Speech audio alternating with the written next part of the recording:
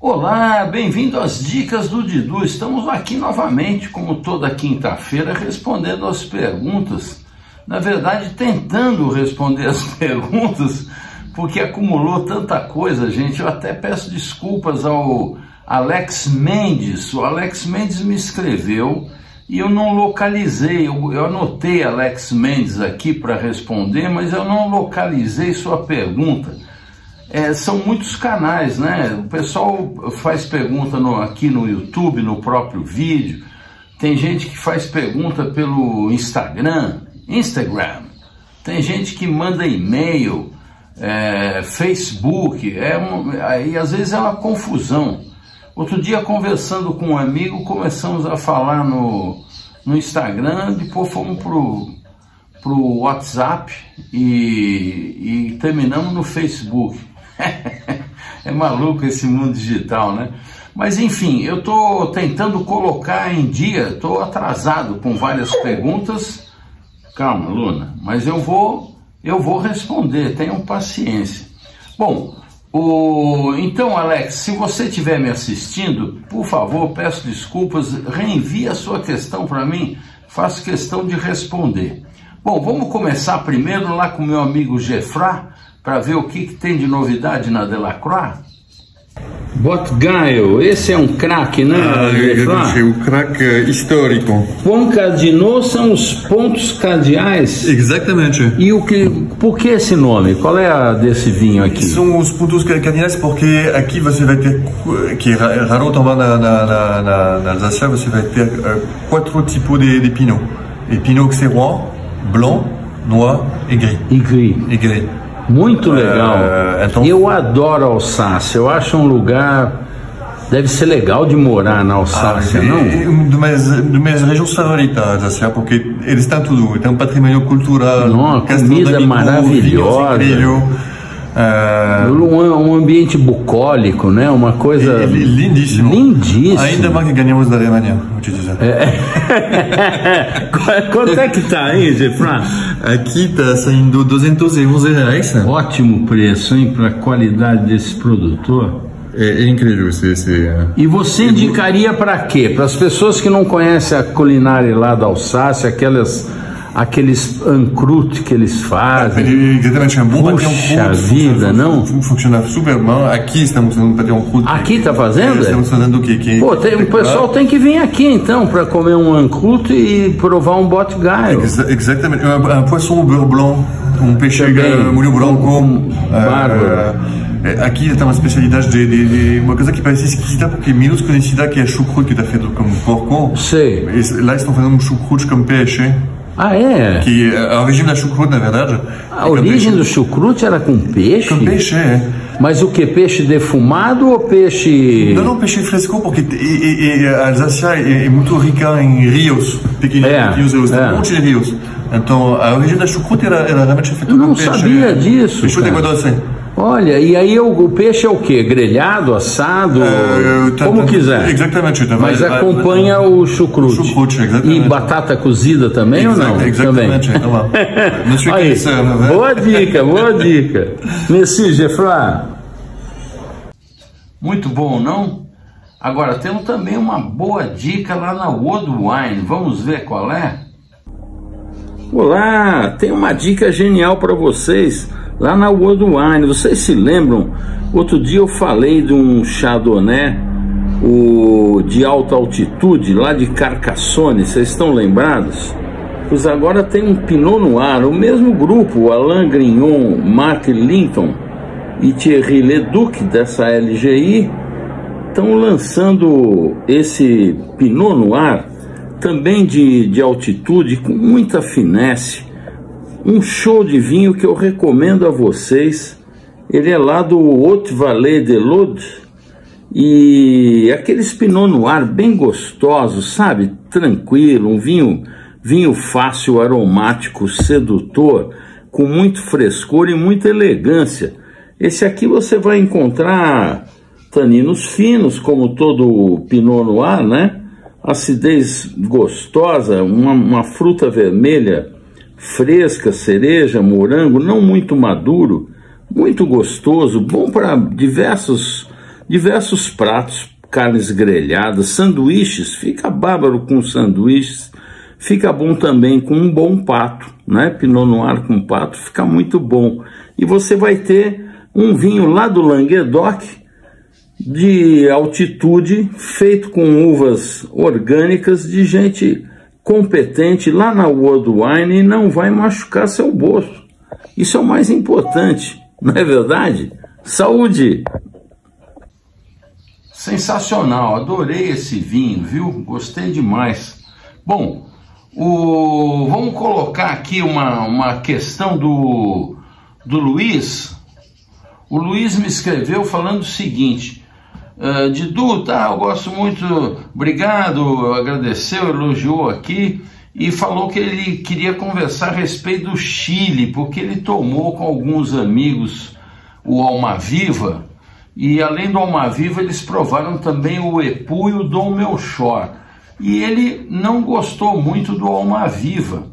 Ele comenta aqui que posso dizer que tem um bom paladar, degustar vinhos e não costumo me enganar. Minha impressão foi de que nos 3 vinhos o Almaviva foi o pior. E o Epu, que é o segundo vinho daquela vinícola, estava bem melhor. Eu colocaria em ordem decrescente o Dom Melchor, em primeiro lugar, o Epu e por último o Almaviva. Será que eu estava errado na minha percepção? Me pergunta o Luiz. Bom, Luiz, vamos colocar isso em perspectiva. Primeiro, não há certo ou errado no vinho. O vinho é uma coisa que foi feita para o nosso prazer, não para ditar regra de etiqueta ou o ranking dos sabichões ou o cara que acerta tudo. Isso é uma grande bobagem. Acontece muito no Brasil, que é típico de um país que está engatinhando no mundo do vinho, que não tem a cultura do vinho e tem sempre os exibicionistas. Muita gente que bebe rótulo, bebe o vinho porque é importante. Não existe isso. O vinho é para nos dar prazer, para nos dar saúde, para compartilhar com a família, com os amigos, com bons momentos. É isso que é o vinho, uma coisa simples. Agora, eu vou dizer uma coisa a você não está sozinho nessa sua avaliação. Eu conheço muita gente que prefere o Epu ao Almaviva. Curioso, né?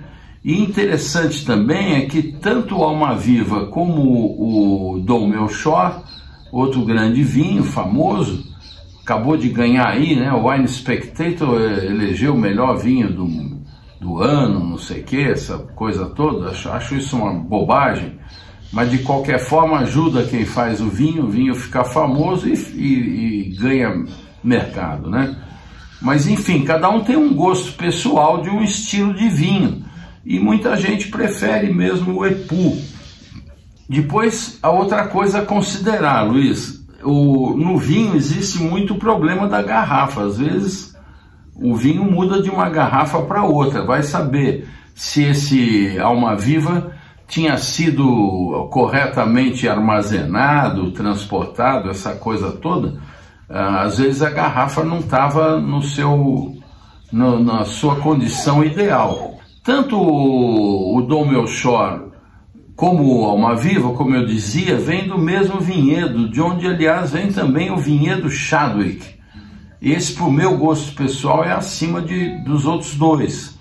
O vinhedo era, na verdade, um campo de polo da família Chadwick, que no governo Allende foi tomado deles, depois tiveram que vender uma parte, aquela confusão política, e o Chadwick ficou com uma parte, teve que vender a outra, e a outra foi vendida para o grupo Conceitoro, que criou esses vinhos.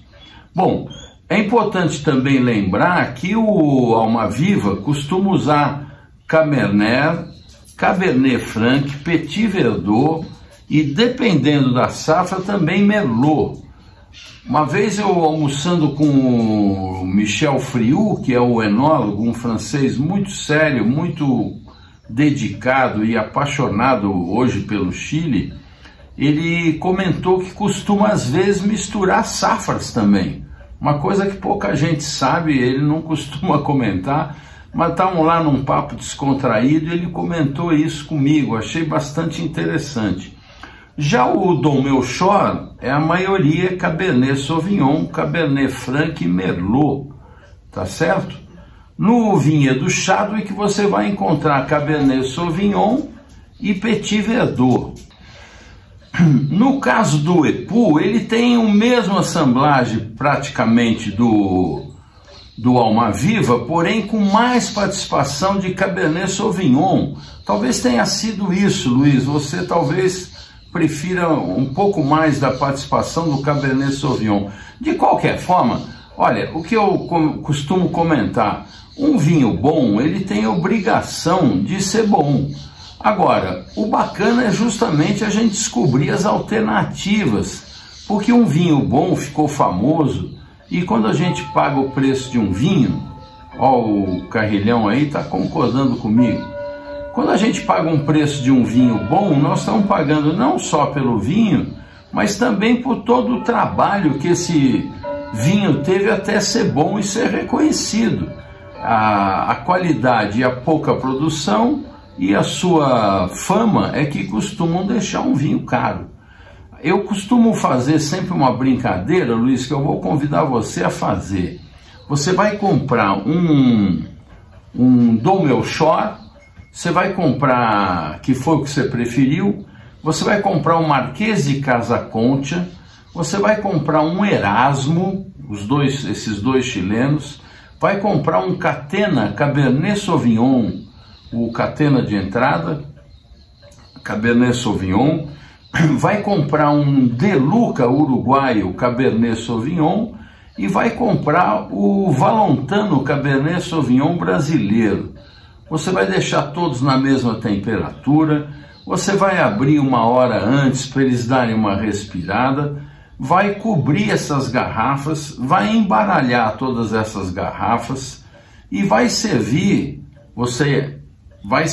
anote a sequência que você vai servir e convide alguns amigos. Você pode até dividir essa conta, porque esses vinhos todos que eu citei somados dão menos do que um Dom Melchior. E vamos ver quem é que prefere o Dom Melchior. Você vai ver que você vai se surpreender com o resultado, viu? É uma dica para você. O vinho famoso é sempre bom, mas o bom mesmo é você gastar menos e achar um vinho que te agrade tanto quanto aquele, tá certo? Bom, vamos lá. A Renata me escreve perguntando a respeito de seleção Marsal. O que seria isso?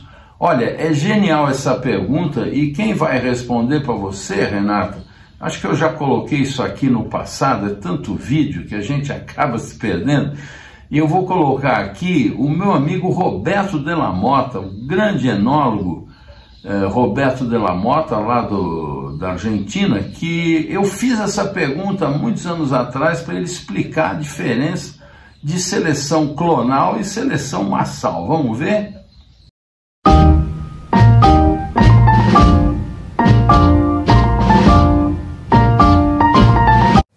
La selección masal, ¿a qué se le llama? Cuando uno tiene un viñedo relativamente viejo, hay una población de plantas.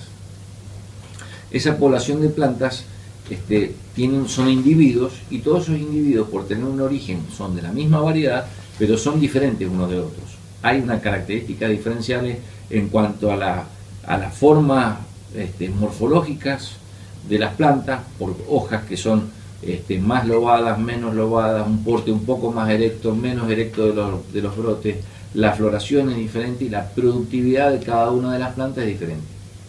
También son diferentes las características organolépticas, lo voy a decir, las características de cantidad de color y tipo de color, la cantidad de intensidad aromática, o sea, son diferentes. Entonces después uno en esa población hace una selección y selecciona con algún objetivo determinado.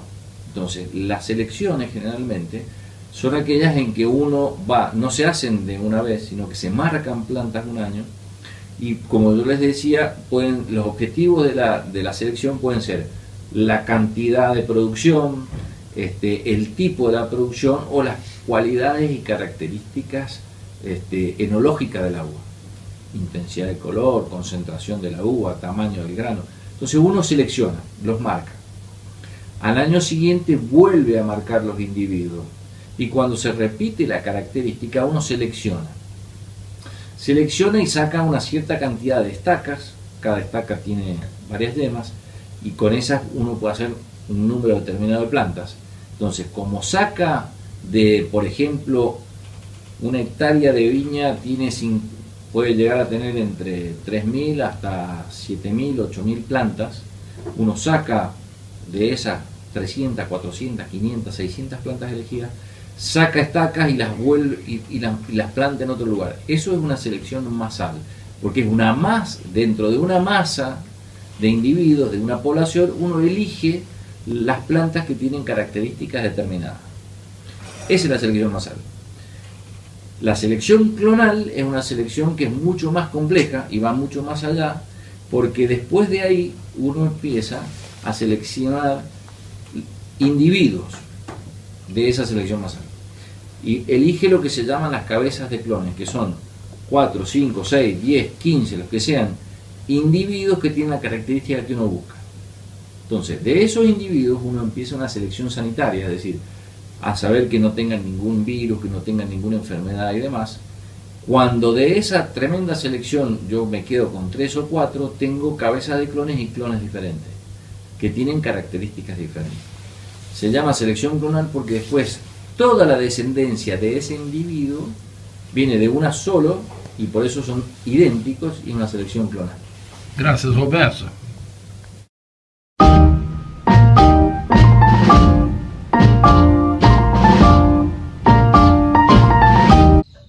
Genial, né? O Roberto é um show.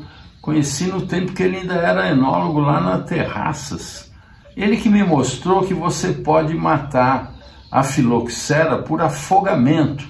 Eles lá faziam isso no vinhedo que a gente visitou, inundava, fazia uma canaleta em volta da videira de cada fileira e enchia de água, deixava debaixo d'água e a filoxera morre. Interessante, né? O Roberto é um craque. Hoje ele tem os vinhos dele, que a Ravin que importa, o Mendel, né? Os vinhos Mendel, excepcionais.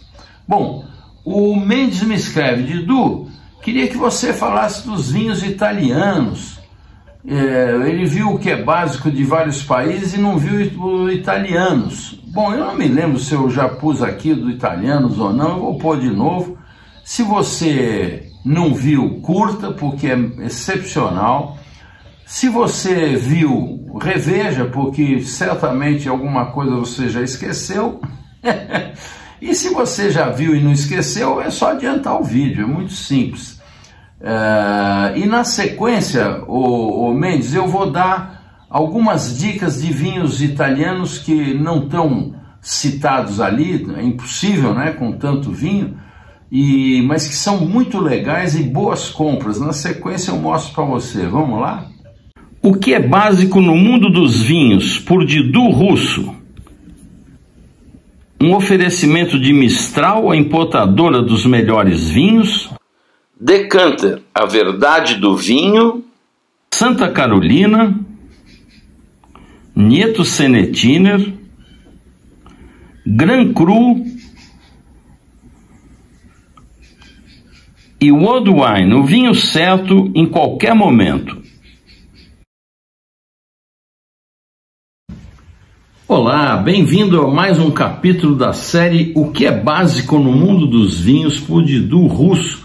Hoje nós vamos tratar de Itália, é o nosso último capítulo dessa série, que tem o objetivo de introduzir você que está começando agora no mundo do vinho, nesse mundo que é vasto de conhecimento, que é muito atrativo, é infindável, mas que tem muita gente snob, muita gente que faz tipo. E o vinho não é isso. O vinho foi feito por alguém para o nosso prazer. Alguém que às vezes, na maioria das vezes, a gente nem sabe quem é. Às vezes está do outro lado do mundo. E o vinho foi feito para o nosso prazer, não para ditar regra de etiquetas sociais, não é mesmo? Bom, Hoje nós vamos falar de Itália. O que é importante saber de Itália? A Itália era chamada pelos gregos de Enótria, que significa terra do vinho. Isso para você ver qual é o histórico de diversidade e de tradição nesse universo do vinho que a Itália tem. É um espetáculo de diversidade de uvas autóctones, que é um nome que se dá para as uvas originárias daquele lugar, e de vinhos com uma relação gastronômica regional simplesmente admirável. Em cada lugar que você vai, aliás, isso é uma coisa típica dos europeus, eles tomam o vinho local, né? Eles têm a sua culinária típica local e consomem o vinho local. Nós é que aqui no Brasil temos uma diversidade enorme e tomamos vinho de todo mundo. Mas nos países produtores, especialmente os europeus, tem essa característica, eles consomem os vinhos locais. E viajar pela cultura enogastronômica italiana é um dos melhores programas que alguém pode fazer na vida. Quem já fez sabe disso, e quem não fez deve se programar para fazer, porque é uma coisa inesquecível. O que a comida refinada francesa é incomparável, a gente pode dizer que a comida regional italiana é incomparável, porque aonde você para, você come muito bem, desde a comida mais simples até uma comida de classe de restaurante fino. O país é o segundo maior produtor, ele está sempre ali rivalizando com a França. Para vocês terem uma ideia, eles exportaram ano passado 1,5 bilhão de litros de vinho. Pode imaginar isso? Mas eles consumiram 3 vezes isso, porque consumiram mais de 4 bilhões de litros de vinho. É uma enormidade. E lá existem inúmeras regiões produtoras, como a Úmbria, o Friuli, Alto Adige, Marche, Lácio, Toscana, Piemonte, Sicília. Nós vamos focar aqui nas principais regiões onde a gente encontra com mais frequência os vinhos aqui no Brasil, porque é um mundo muito vasto lá. Para você ter ideia, nós estamos falando de 528 denominações, que são as localidades reconhecidas e que têm suas próprias leis a respeito de como produzir o vinho. São 250 DOC e 17 DOCG. As DOC são as denominações de origem controlada e as DOCG são as denominações de origem controlada e garantida. Porém, para você ver como é que é o italiano, 80% dos vinhos italianos são vino da tavola, como eles chamam, que são os produtores que não respeitam o que a DOC determina, ou porque cultiva uma uva que não é permitida lá, ou porque ele não observa as diretrizes de volume de produção, seja lá o que for. 80% deles não quer saber da DOC e faz o vinho do jeito que o pai fazia, que o avô fazia, e fim de papo. Isso é típico do italiano. E lá se encontra vinhos de todo estilo, os Novello, os Vecchi, os vinhos clássicos, os Superiori, os vinhos Riserva, os vinhos espumante, vinho frisante, vinho seco, vinho abocado, vinho amabile, vinho dolce. Veja, eles têm 3 tipos de vinho que são os adocicados.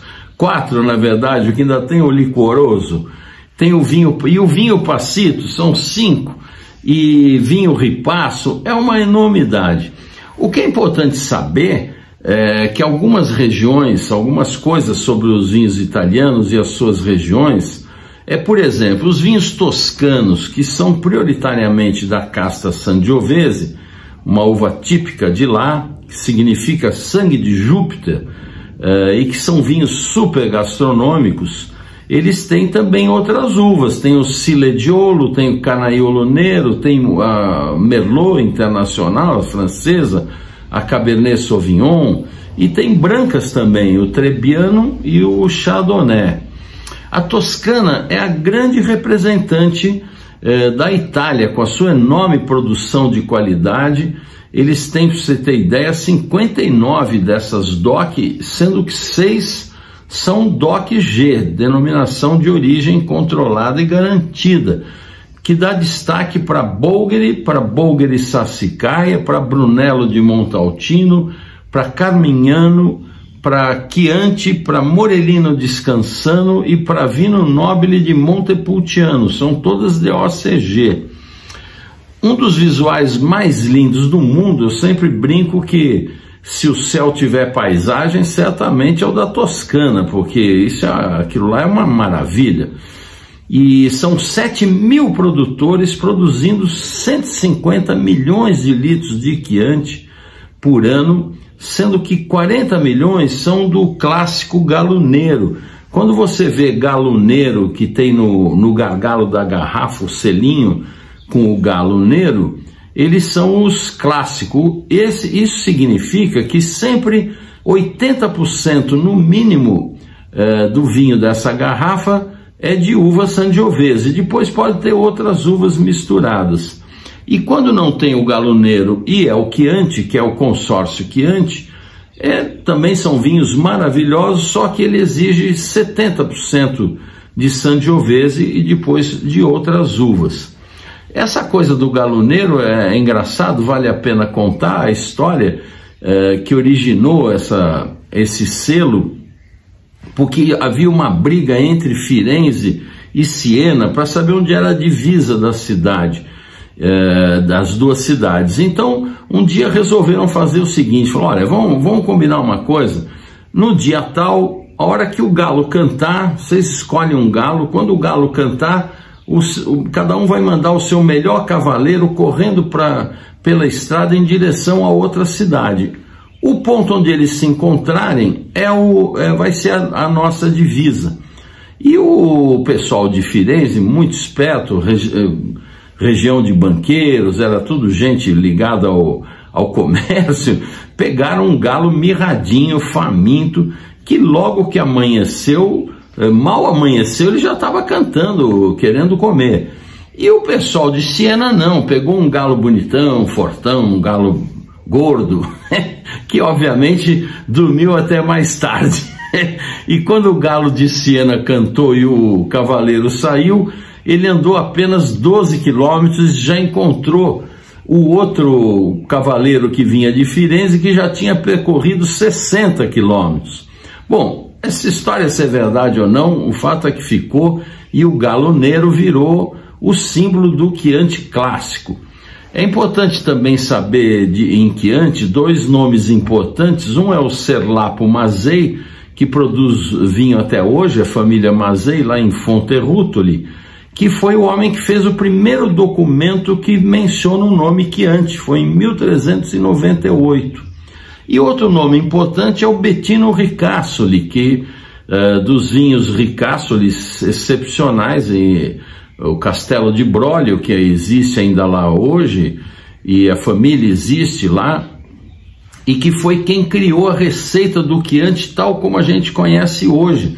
Porque antigamente essa coisa dos 80% Sangiovese começou com Benito Ricasoli, porque antigamente era uma mistura de várias uvas, inclusive brancas, e ele resolveu qualificar, e sabia que a Sangiovese era a principal uva, então passou a fazer com 80% e depois as outras uvas. Isso acabou ficando, e é um marco, né?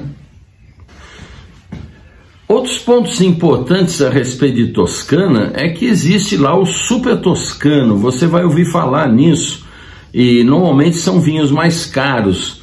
O que é o Super Toscano? São vinhos que são feitos com as uvas francesas, normalmente o Cabernet Sauvignon, que pode ou não ser mesclado com Sangiovese, mas normalmente é Cabernet Sauvignon, Merlot, Cabernet Franc, essas uvas que são provenientes da França.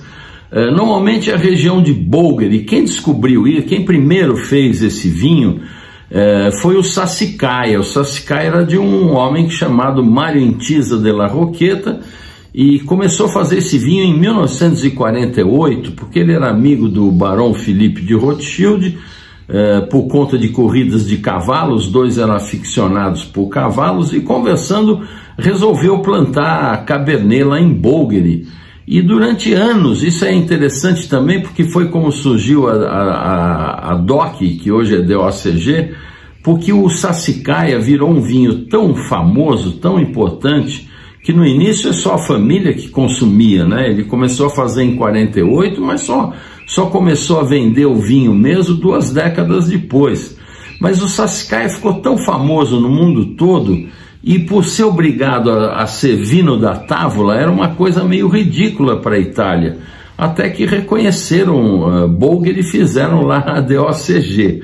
Agora, é importante lembrar que essa coisa do Cabernet na Itália é bastante antiga, porque na região de Carmignano, por exemplo, desde 1716, por um decreto da Catarina de Médici, imagina, isso é antigo, ela obrigou que se plantasse Cabernet Sauvignon lá. E a DOCG Carmignano exige que você tenha Cabernet Sauvignon no seu vinho.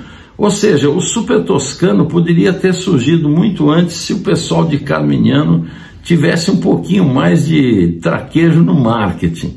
Bom, não se pode deixar de destacar também outro vinho que você vai ouvir falar muito e que é um vinho maravilhoso também ali da Toscana, que é os Brunello de Montalcino, né? Montalcino é colado ali, uma viagem lindíssima, por sinal, para fazer, e Montalcino é uma cidadezinha maravilhosa, e ali tem o famoso Brunello, que é também o nome da uva, que é uma Sangiovese grosso, que eles chamam, uma Sangiovese um pouco mais miúda, com a casca mais grossa, que dá vinhos espetaculares, que precisam evoluir, precisam de idade na garrafa e tal. E você só compra um Brunello depois de 5 anos do ano da colheita dele. Isso é uma coisa que está definida na DOCG deles. Mas existe os Rosso de Montalcino, que são a mesma uva, mas de vinhedos normalmente não tão bem localizados quanto os do Brunello, e que a legislação permite que você possa colocar no mercado com apenas 1 ano. Então é interessante saber disso. Outro vinho que você vai encontrar e que é maravilhoso e muito famoso, grande representante da Itália, são os vinhos do Piemonte.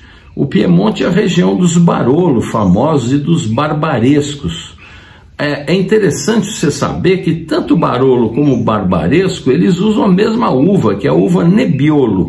Nebbiolo vem de nébia, névoa, que a região tem sempre uma névoa de manhãzinha, e o nome da uva acabou ficando com uma referência a essa névoa.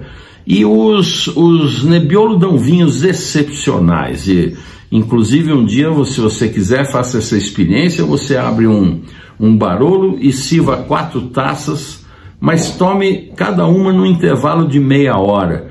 Você vai ver como ele evolui, é uma uva que tem uma cadeia de DNA mais comprida do que das outras uvas, e portanto ela se transforma mais conforme vai respirando. É um vinho espetacular. Lá você também encontra na região os Barbera, que são vinhos deliciosos, Gattinara, os Dolcetto, o Grignolino, e é também a região dos Asti, um espumante no estilo um pouco do nosso espumante Moscatel, um espumante adocicado, muito gostoso, e é famoso por lá. É curioso você saber também que os Barolo são vinhos famosos hoje, mas no passado eram vinhos muito rústicos, e foi uma francesa de nome Juliette Colbert de Molevier, que era casada com o Marquês Carlo Tancredi Faletti de Barolo, que é a famosa Condessa Faletti, que resolveu trazer um enólogo francês da Borgonha, que foi o Louis Oudard, que foi quem acabou dando a receita do Barolo como é feito até hoje. Os italianos não gostam que lembre disso, né, porque é francês, mas enfim, é um vinho diferenciado que vale você provar. O Vêneto também é outra região que você vai encontrar bastante coisa aqui, porque é a região dos Amarone, os Recioto, os Valpolicella, os Bardolino, e também a região do Prosecco, aquele vinho espumante que fez muito sucesso no Brasil e que hoje é uma denominação Prosecco, e era o nome da uva, que agora eles passaram a chamar de Glera, mas é a mesma coisa, é Prosecco. Eles também têm lá as uvas tintas Corvina, Rondinella, Molinara, além de ter também umas uvas francesas. É uma região maravilhosa, lugar lindo para visitar, e eles curiosamente têm brancos também lá, que é difícil de achar por aqui, mas existem brancos, além do Prosecco, que obviamente é branco, né? Bom, nós temos o Abruzzo lá para baixo, hein? Isso é importante você saber. Você que gosta de repente dos vinhos aqui sul-americanos, os Malbec, que são vinhos gulosos, intensos, até um pouco adocicado, com aquele toque sedutor de compota, você vai encontrar muitos vinhos nesse estilo nas regiões do Abruzzo, da Puglia e da própria Sicília, excetuando o Etna na Sicília, que é diferente, mas essas regiões, com os Montepulciano d'Abruzzo, os Aglianico, os Nero d'Avola, são vinhos que você deve experimentar, porque é um belo passo para quem quer sair do novo mundo e experimentar um velho mundo com esse mesmo estilo. São vinhos encorpados e intensos. O Abruzzo é a região da uva Montepulciano, e não pode confundir essa uva Montepulciano d'Abruzzo com a DOC Montepulciano na Toscana, porque na Toscana tem uma Montepulciano, mas cujo vinho é de Sangiovese, aquele estilo do Chianti, é um vinho com acidez elevada, o vinho para o macarrão ao sugo, né? A Montepulciano tem essa coloração profunda, baixa acidez, taninos doces, são vinhos muito frutados e muito sedutores. Uma boa opção, como eu falei, para você que gosta dos vinhos argentinos. Eles têm brancos também lá, maravilhosos, da uva Trebbiano, que são famosos, Trebbiano d'Abruzzo. A Puglia, como eu falei, que também tem vinhos nesse estilo, são os primitivos de Manduria. Tem também Negro Amaro, Nero di Troia e tal. São vinhos nessa linha e que também tem uma história interessante, porque a Primitivo de Manduria, a uva Primitivo, é a mesma uva que você encontra na Califórnia com o nome Zinfandel. E havia uma briga, uma disputa entre os americanos e os pugliesi para saber de onde é que era a origem da uva, né? E os italianos, obviamente, com a tradição de vinho, sustentavam que era de lá, que era uma uva autóctona de lá.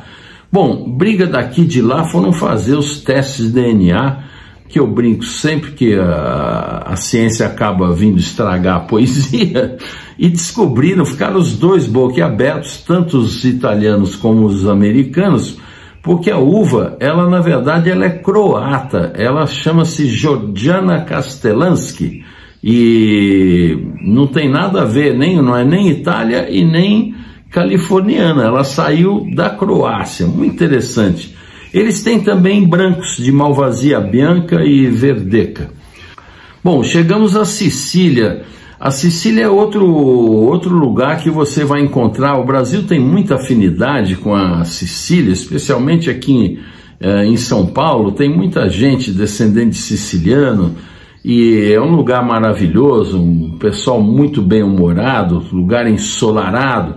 Todo siciliano que você encontra, qualquer produtor da Sicília, ele bastante está falando da região, ele fala, olha, Sicília não é uma isla, hein? É um continente, porque a Sicília é muito grande, com muita diversidade.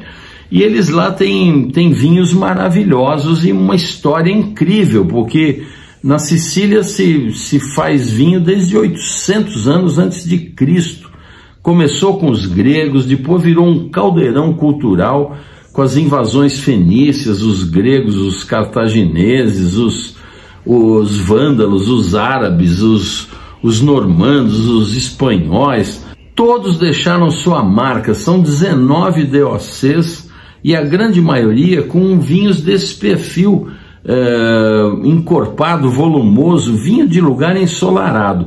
Exceto essa região do Etna, que é uma novidade no mundo do vinho, novidade eu digo de 30 anos para cá, que não é nada no mundo do vinho, mas quando todo mundo achava que já sabia tudo do vinho italiano, aparecem cultivos de vinhas no pé do Etna, e aquele solo vulcânico acabou dando vinhos com uma finesse, uma elegância que são comparados aos vinhos da Borgonha. Muito interessante.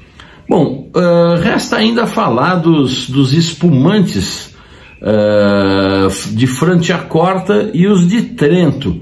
O Trento é a região onde tem os espumantes Ferrari, famosos, que hoje estão na Fórmula 1. E Franciacorta é a grande região do espumante fino italiano. Tem até uma brincadeira entre os degustadores experts, que todo mundo faz uma degustação de champanhe às cegas, aquela degustação que você cobre as garrafas e ninguém sabe o que está tomando. Tem sempre alguém que põe um Franciacorta no meio, para mostrar como ele tem o nível do champanhe, né? E, na verdade, tem uma frase que brincalhona que diz o seguinte: quando você tiver certeza que é champanhe, é porque é Franciacorta, porque a tipicidade, aquele cheirinho e aquele gosto de brioche tostado dos champanhes franceses é muito típico de Franciacorta. O fato é que a Itália é um fenômeno. Eu gostaria que a gente tivesse mais vinhos da Itália aqui. A Itália está lá em quinto ou sexto lugar, sei lá, na importação de vinhos no Brasil, que aqui a predominância é toda sul-americana, depois Portugal, que é um destaque grande de importação de vinhos brasileiros, mas França, Espanha, Itália estão bem abaixo do que poderiam, com a sua diversidade e vinhos tão maravilhosos. Experimente a Itália, e especialmente com a gastronomia, com os antipasti, com a macarronada, com os assados, com as carnes de panela. São vinhos excepcionais. Olha, lembre-se, assista essa série toda, curta o seu vinho do seu jeito, tome na taça que você achar melhor. Esqueça as notas, esqueça essas pontuações e esqueçam esses enochatos que ficam falando coisas complicadas que não servem para nada para você, a menos que você queira esnobar alguém. Mas isso é uma bobagem. O vinho foi feito para o nosso prazer e não para ditar regras de etiqueta social. Saúde! O que é básico no mundo dos vinhos, por Didu Russo. A Itália é um show, gente, pelo amor de Deus. E eu não sei se é por ter metade do meu sangue ser italiano, do lado do papai, família Russo, Giuseppe Russo e a Antonietta Russo. Vou botar a foto deles aqui para vocês. Antonietta Albanese Russo. Eu não sei se é por isso, mas o fato é que a Itália tem um carinho especial, tem um lugar no meu coração. Bom, então vamos nessa. Olha, você tem, por exemplo, olha que espetáculo de dica, o vinho Rosso di Montalcino Castelli Martinozzi. Gente, é uma pichincha esse vinho. Eu estive lá visitando, estava em oferta quando eu procurei lá na Via Vini, estava por R$ 198, um vinho que costuma custar 283. Olha, vou dizer uma coisa, é um grandíssimo produtor. Eu, na ocasião, até gravei um vídeo para eles, porque é um rosso que é um Brunello, na verdade. Esse Castelli Martinozzi é um produtor fenomenal, tem uma área enorme. Ele tem um caminho etrusco dentro da sua propriedade de 1100 anos antes de Cristo, que ele preservou. É bárbaro. E pouca gente sabe, mas o Gianfranco Soldera, o grande produtor que fazia, já falecido, fazia o grande Soldera, o Casebasse, aqueles vinhedos dele eram do Martinozzi. Imagina, o avô desse Martinozzi que eu conheci, Castelli Martinozzi. Castelli é o sobrenome dele, não é que são os castelos. No passado, a origem do nome provavelmente seja ligada a isso, mas o sobrenome dele é Castelli Martinozzi. O avô desse rapaz, que hoje é quem cuida lá, uma época resolveu investir em outras coisas, vendeu umas partes das terras, e uma delas era do Soldera, era o que o Soldera comprou. Cada uma, né, gente? Bom, vamos em frente, tem mais dica aqui, né? Eu prometi. Olha, um vinho espetacular lá na 20 Vinhos, na divisão da Natural 20, que o meu filho Ramatiz é o curador e indicou lá para o Ciro Lila, para o Otávio Lila. Esse é o Artigiano Rosso, do Etinella. O Etinella é um grandíssimo produtor lá do Etna, um cara super artesanal, super autêntico, vinho sem interferência alguma, seja no vinhedo, na fermentação, no processo. É aquele vinho simples que a humanidade fez a vida toda. Espreme a uva que fermenta com as suas próprias leveduras, depois você separa o líquido da parte sólida e engarrafa, tá feito vinho, gente. Esse aqui tem Nerello Mascalese, Nerello Cappuccio e outras variedades autóctones. Olha que show! Custa R$ 563,93. Você tem também lá na mesma Natural 20 um vinho que eu adoro, que é o Grignolino, o Solo Rosso G 2019, desse produtor Maurício Ferraro. Eu adoro o Maurício Ferraro, outro cara desses rústicos, que faz o vinho de antigamente. Esse Grignolino é um vinho para todo dia. O Brasil, com o clima que tem, o Grignolino deveria ser um vinho corrente de todo mundo, um espetáculo. Eu indico a vocês com prazer, custa R$ 375,74. A Premium Wines tem um vinhaço, uma linha grande, inclusive, desse produtor Breza. O Breza é um daqueles produtores lá da região do Barolo, dos antigos, o pessoal do bote grande. Nada de barolista moderno botando vinho em barrica francesa, não. É como se fez a vida toda.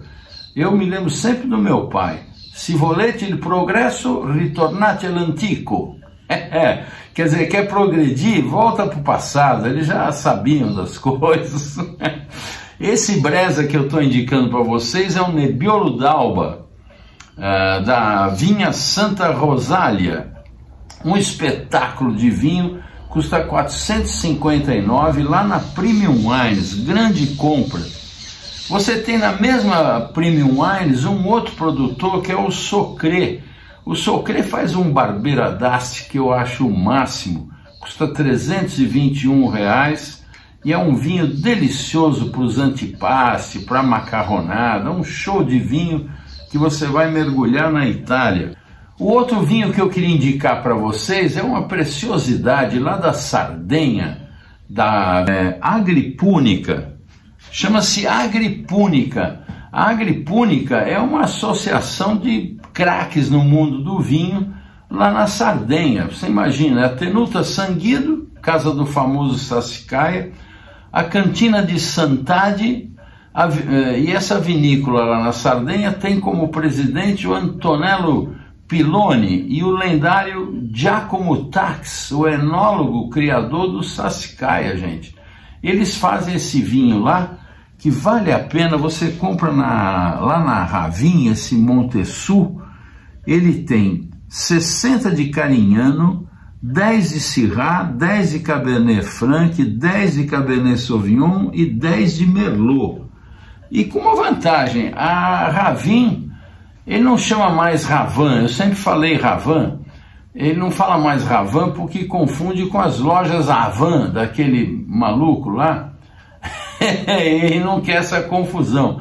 Então agora todo mundo chama de Ravin. A Ravin tem um plano sensacional que é o Ravin Elite. O Ravin Elite você paga R$ 1.500 por ano e durante 12 meses, bonitão, você compra qualquer vinho lá do portfólio deles, que é qualquer coisa de legal. Tem grandes italianos, grandes franceses, grandes argentinos, tem vinho para todo gosto, pela metade do preço. Imagina isso. É sensacional. Se você comprar um vinho de 3.000, você primeiro se associa, porque aí você já já pagou o plano e já comprou o vinho que você queria pela metade do preço. Não é uma boa? Bom, esse Montessus de 428, por exemplo, sai por 214. Olha que bela dica para você conhecer um vinho da Sardenha. Você já tomou vinho da Sardenha? A Carignan, que é a Carignano, é uma uva muito comum lá. Vale muito a pena, viu? Bom, na Mistral, que sempre tem maravilhas, você tem o Fontode, que é anticlássico. Eu queria indicar esse vinho, que é uma preciosidade. Eu, se tivesse condições, tomaria todo dia. Aquele vinho para você ter na mesa da Copa, vai tomando uma tacinha por refeição, em 2 dias acaba a garrafa, você abre outra. Ele custa R$ 624,15. Espetáculo de Chianti. Você tem também lá um novo produtor no portfólio, que é dos vinhos mais famosos, que é o Sessantani, do San Marzano. Gente, um vinhaço, para quem gosta de vinho frutado, que você sente a madeira, bem extraído, vinho alcoólico e muito guloso, aquele vinho que você quase mastiga, é o Sessantani Primitivo. A uva Primitivo é um show, né? Para quem quer sair aqui da América do Sul, que está com aquela boca do Malbec argentino e quer ir para a Europa, Primitivo é um caminho certo para você se dar bem e provar um vinho nesse perfil do continente, do velho continente, que fez tudo antes da gente, né, gente? R$ 485,90. Outro vinho que eu queria indicar, que vale muito a pena, que é Sangiovese com um toque de Merlot, é o Brancale. O Brancale é do Castelo de Montepò. Castelo de Montepò, do Jacopo Biondisanti, que depois que vendeu o Biondisanti, foi se dedicar a fazer vinhos com os clones do seu Brunello BBS 11, lá no Castelo de Montepò. Vale muito a pena, custa R$ 262,83. Você vai tomar um Sangiovese de primeira, viu? Eu queria indicar também esse Cabernet Sauvignon com Merlot e Carmener, todos na Mistral, esses últimos que eu estou falando, uma preciosidade, um produtor que recentemente foi citado na revista Decanter, foi elogiado, acho que produtor do ano, sei lá, que é o Terre de San Leonardo. O Tenuta San Leonardo é uma preciosidade que cultiva tudo de forma orgânica, faz seus vinhos com fermentação espontânea, com as próprias leveduras, você vai adorar. Você viu que o Carrilhão aprovou aqui, hein? Didu e o Carrilhão.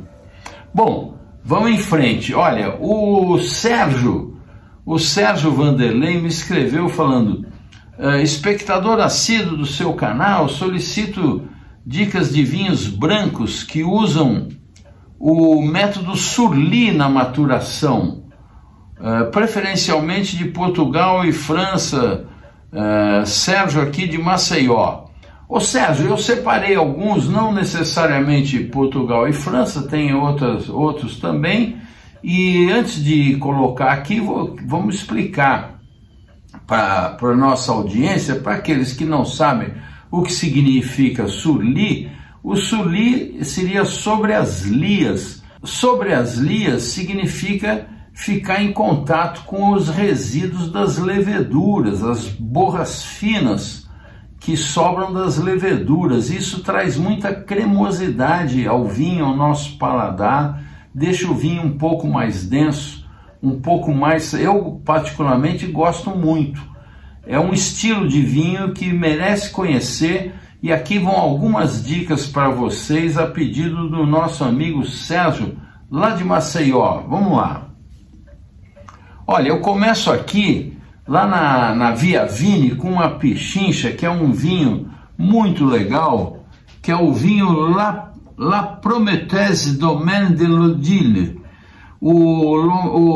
Esse vinho que você vai encontrar por R$ 128,00 em oferta, tem Viognier, Roussanne e Grenache Blanc. Estava de 197 por 128, vale muito a pena, é um grande vinho, uma grande compra. A Via Vini é uma importadora que, por ter foco no consumidor final apenas, eles têm uma estrutura muito enxuta, não tem margens muito altas porque não tem os intermediários distribuidores normalmente, e você encontra boas coisas lá. Recomendo visitar o site da Via Vini. Outro que eles têm também lá nesse estilo é um Chardonnay, que é o Chardonnay Côte Saline Domaine Guggen. Esse Domaine Guggen faz esse Chardonnay, que é do produtor Céline Frédéric Guggen, que também estava em oferta de 292 por 199, também surli, também com essa cremosidade. A Premium Wines tem uma maravilha, que é um Melon de Bourgogne de R$ 354,00, que é esse Chérot Carré Le Clos du Château Loiselinière Muscadet Sèvres et Maine-sur-Lie. Olha só, tem que fazer um curso de dicção para falar Loiselinière. Loiselinière. É só treinar. O produtor Chérot Carré. Um show de vinho muito fino, com 12 de álcool. A cremosidade não tem a ver com o álcool, tem a ver com aquele estágio, com as borras finas, tá certo? Você vê se tem 12 de álcool. Um espetáculo, R$ 354,00 na Premium Wines. A Premium tem também um Sauvignon Blanc, se ser mais caro, R$ 687,00, que é o Fournier Pouilly-Fumé. Os Pouilly-Fumé são famosíssimos. Esse é um Grand Cuvée, ou seja, é um vinho mais sério lá do produtor, e é um espetáculo que também fica 6 meses com as borras. É interessante ver a cremosidade num Sauvignon Blanc, não é tão usual. A gente costuma ter mais Sauvignon Blanc bem fresco, aqueles com acidez bem marcada, uma navalha, e esse não, esse, apesar de ter grande frescor, tem untuosidade, vale muito provar que é um grande produtor. A Mistral também tem algumas preciosidades e até a bons preços. Olha o caso desse Muscadet de Sèvres et Maine-sur-Lie, Melon de Bourgogne também, do Saget La Perrière, custa R$ 206,00, gente. Olha aqui, esse aqui é um achado, viu? Vale muito a pena. Também 6 meses surli. Eles têm também o Denny e Wet Chardonnay Unwooded, ou seja, não tem madeira, mas ele é um Chardonnay surli também, 6 meses, do West Off. Que tal? Demais, não? Olha, tem também o Lagardetta Chardonnay 2022 do Julian Chivit, R$ 341,00. É um Chardonnay lá de Navarra. Você já tomou um Chardonnay de Navarra? Olha que experiência boa, R$ 341,88. E eu tenho também uma dica de um brasileiro aqui, um Alvarinho da Audace. Esse Alvarinho, que é eu estou falando do Contos Galegos, custa R$ 160,00 lá no site da Audace. É um vinho branco Alvarinho nobre Audace, feito pela EBV do meu amigo Alejandro Cardoso, um enólogo que eu já falei várias vezes dele aqui, um craque. Vou botar uma foto dele aí para vocês verem. O Alejandro é um figura, eu gosto demais dele, é um uruguaio, veio para o Brasil, graças a Deus, e está ajudando muito a vinicultura brasileira com seu talento e a sua empresa brasileira de vinificação. Ele que faz, por exemplo, os vinhos da Sacramentos, que é o vinho mais premiado no Brasil hoje, super reconhecido, vinho do ano e tal. O Syrah deles chama Sabina, vocês já devem ter ouvido falar, já indiquei aqui. Ele faz também os vinhos da Audácia, e é espetacular a untuosidade e você conhecer a manifestação de um malvarinho feito no Brasil, mas Sully, ele ficou nas borras e por isso ganhou também esse perfil diferenciado. Bom, o que eu tinha para vocês hoje era isso, espero que tenham gostado. Tenham paciência que o Didu aos poucos vai responder todo mundo. E a semana que vem nós estamos de volta. Olha, beba com moderação. É uma taça por refeição, gente. Tá certo? Presta atenção no vinho. Troque de vinho, não repita vinho. Tem muito vinho no mundo para nos dar prazer. E você com uma garrafa, como eu falei no início, você toma uma taça no almoço, toma outra taça no jantar, deixa ele ali. Nessa época que o tempo está fresco, não precisa nem pôr na geladeira, você deixa ali na mesa arrolhado, no dia seguinte ele vai estar ainda melhor, porque vai ter evoluído, você repete a dose e pronto, e vai fazer bem para a sua saúde, para o coração, para a digestão, para o seu espírito. Saúde!